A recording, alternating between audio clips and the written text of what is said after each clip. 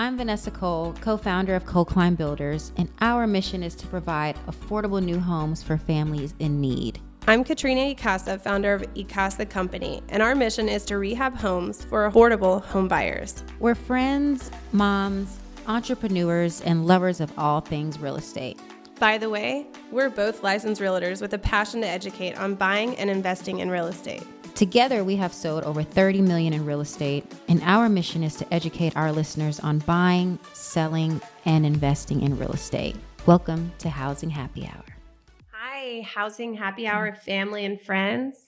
Welcome to episode 4. Today, we're going to be talking about Vanessa's gas leak dilemma. Yes, the gas leak. Oh my God. This, I think when you hear gas leak for anyone, it's alarming. Like whether you own a home, it's just, you know that gas leaks are no bueno. Right. You think of 911, right, immediately. So episode 3, we were talking about the intermediary, but in that specifically was the inspection. Right. So a situation that happened with me on a deal, we were the builder on the property and I was representing the seller. So he was an investor and we built for him, but I was also the agent on the house. And the buyer conducted their third-party inspection. And the report came back. There were just little minor things that we took care of. But there was a gas smell coming from somewhere. And our house was all electric. Right. So I told the agent, well, it's not coming from us. So I don't know what you want me to do. The house is structurally sound. And this agent was a stickler. Like she was so adamant about this gas leak or this gas smell being resolved, or she wasn't going to move forward with the deal. And I mean, hey, to that buyer's, defense or credit, like they had a strong agent on the other side. But long story short, they kept extending it. We couldn't figure out what the issue was. They just knew the smell was coming from a neighboring property. And I ended up figuring out that it was the neighbor's house on the left. Okay. So what'd you do? So that was the other part of the story. That neighbor was never home. So I'm sitting here going to his house multiple times trying to find out, tell the owner, hey, we need to get in your property because it was all fenced up. He had like 3 dogs, like pit bulls. Oh boy. Yeah. So I'm like, I'm not going, So it started getting down to the wire and I was outside the house one day and then the guy pulls up and I'm like, hey, sir, hello. Hi, I'm Vanessa. I'm like, do you live here? And he's like, yeah. I was like, I've been trying to get in touch with you. He's like, oh yeah, I've been out of town for 2 weeks. I'm like, okay, well, I'm about to call Centerpoint right now because there's a gas smell coming from your house and this buyer wants to buy it, but they're concerned. Right. He's like, yeah, tell him to come on over, Centerpoint, whatever they got to do. So the man leaves again. Oh boy. The homeowner leaves. Centerpoint is there. I'm sitting here talking to Centerpoint for like 5 hours. We're outside. Luckily, Centerpoint's car, the driver, his car broke down. So he couldn't even go anywhere. But this is what I'm like, people need to understand that in real estate, this is not a straight path. Never. There are like so many obstacles or challenges, things that you got to work through, even with, I don't know, we're probably almost a decade of experience and there's still things. There's always changes. You're always learning something new. There's always moving parts, different people, different scenarios. Yeah. You have to get out into the field, do some of the dirty work. So I'm outside with Centerpoint guy for 5 hours. We're talking about life and values, our favorite things to talk about. And then finally the guy shows back up and I'm like, hello, I told you not to go anywhere. But long story short, Centerpoint ended up, what happened is the guy's gas meter was removed and the technician that removed the gas meter, they didn't cap it. They didn't cap the gas line. So all it needed was a cap. It was a cap that held up the contract for like 3 weeks. Wow. A little cap. So we got it resolved. We ended up closing and it worked out. But it was one of those things where I just had to get out of my comfort zone. I had to do what I had to do just to get it done. And It was a process. It was. But basically, with this scenario, like Yeah. you didn't have to go above and beyond. You didn't even have to go this far.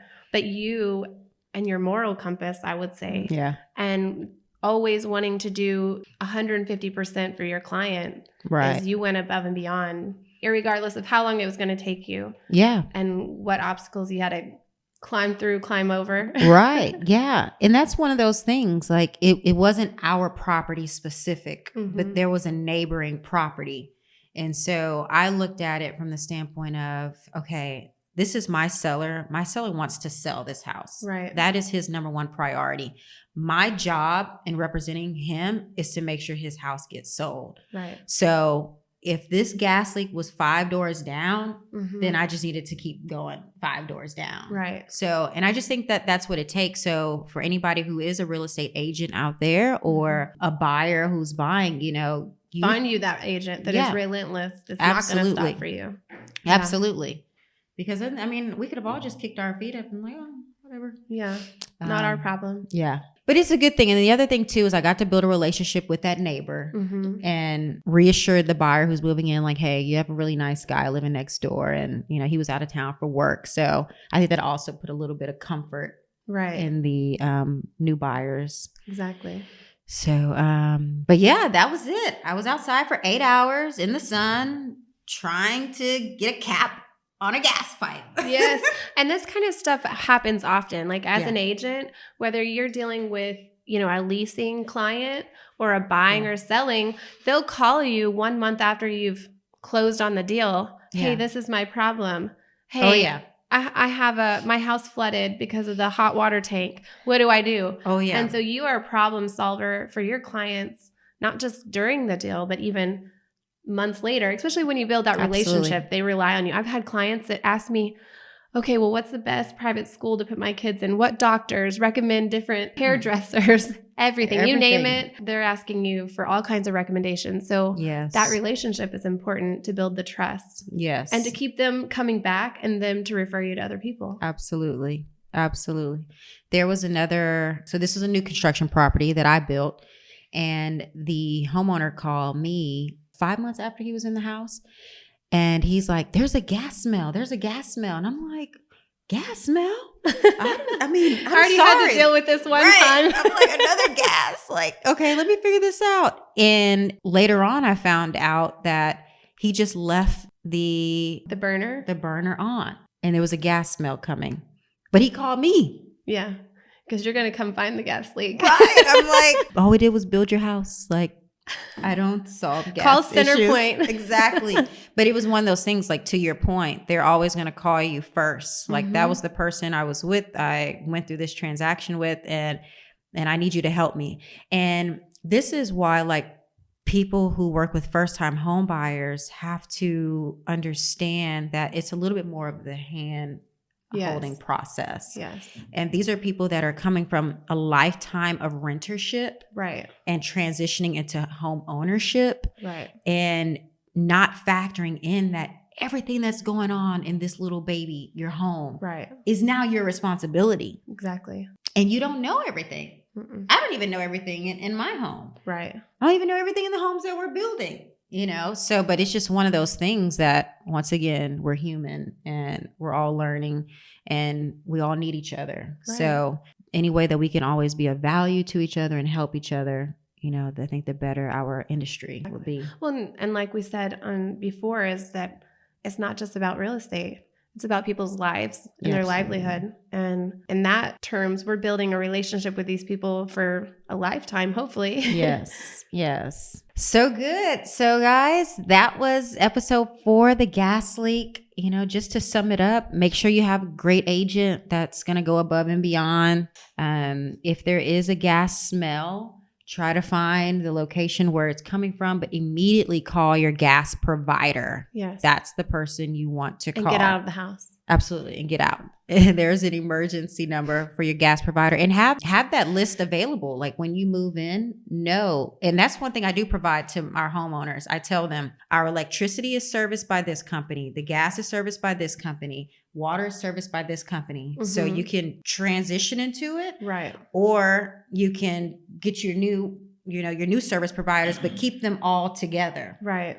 That way, or put in your phone or your contacts. Right. Anywho, guys, stay tuned. We have some good future shows coming up. Yeah. And if you have any questions, anything, just shoot us an email, housinghappyhour@gmail.com. Leave a comment and let us know what you would like to hear more of. How can we provide value to you in your lives?